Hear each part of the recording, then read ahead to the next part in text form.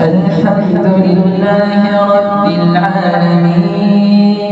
الرحمن الرحيم مالك يوم الدين إياك نعبد وإياك نستعين اهدنا الصراط المستقيم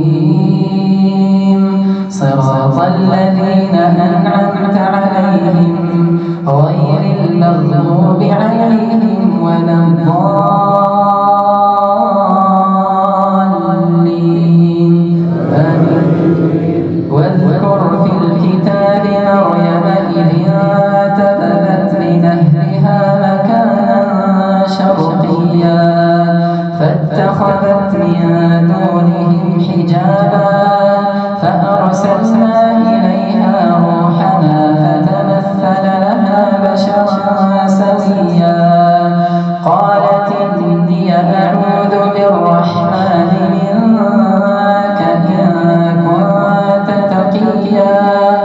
قال إنما أنا رسول ربك ليهب لك غلاما زكيا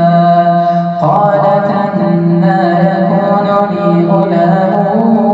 ولم يمسسني بشر ولم أك بغيا قال كذلك قال ربك هو علي هين ولنجعله آية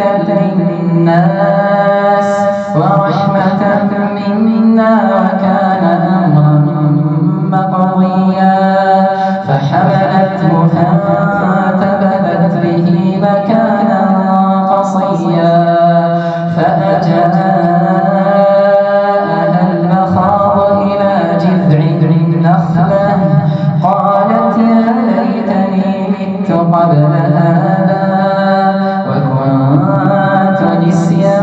منسيا فناداها من تحتها ألا تحزني قد جعل ربك تحتك سريا وهزي إليك بجذع النخلة تساقط عليك رطبا جنيا فكلي واشربي وقري عينا فإما ترين من البشر أحدا فقولي إني نذرت للرحمن صوما فلنكلم اليوم إنسيا الله